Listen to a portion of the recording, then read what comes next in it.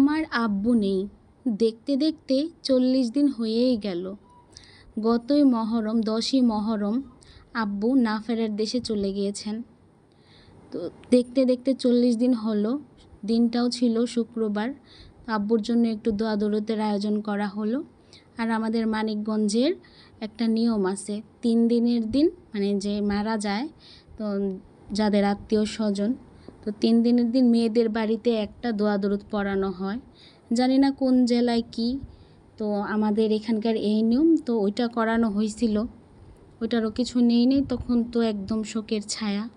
তো এটা নিলাম, ভিডিওগুলো আমার ভাগিনা ভাতিজারাই করে দিচ্ছিল।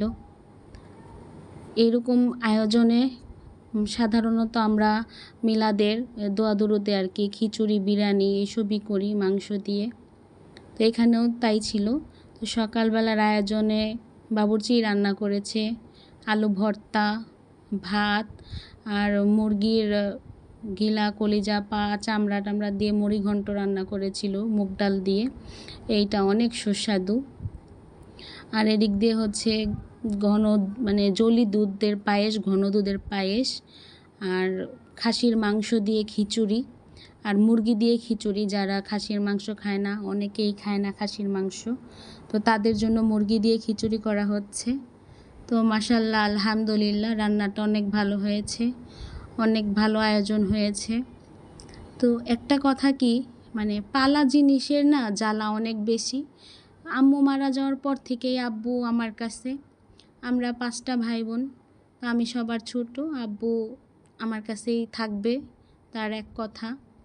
আর আমার জন্ম থেকেই আমার বাবার সাথে যে আমি, মানে কি বলবো, আমার বাবা আমাকে ছাড়া কোনো রাত থাকতে চাইতো না। আমি নানা বাড়িতে গেলেও আমার বাবা ওইখানে চলে যেত, আমাকে নিয়ে আসতো না, আমাকে ছাড়া সে কিছুই বুঝতো না।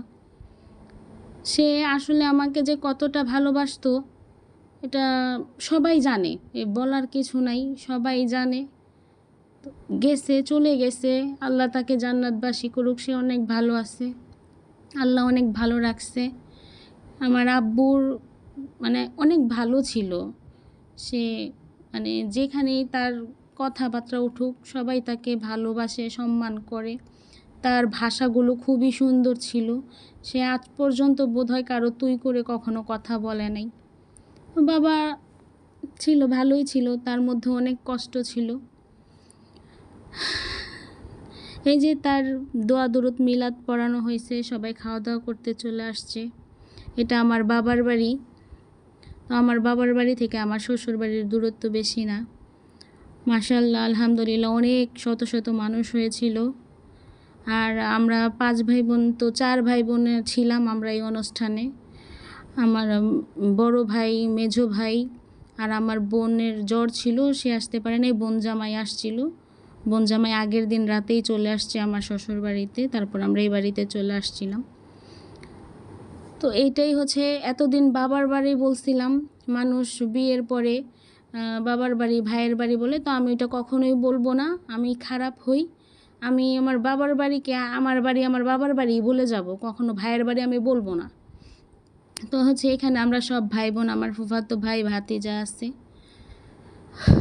এতদিন বলছি বাবার বাড়ি, আর বলবো না, এখন থেকে আমার বাড়ি বলবো, আমার বাবার বাড়ি বলবো। কারণ বাবার বাড়ি থাকবো, যাব, এখানে বাবা শুয়ে আছে, বাবাকে দেখতে যাব, আম্মুকে দেখতে যাব, দাদাদের কবর আছে। তো এভাবেই চলতেছে দিনকাল। অনেক ভালো আয়োজন গেছে। সন্ধ্যার সময় একটু চা নাস্তারও আয়োজন করেছি।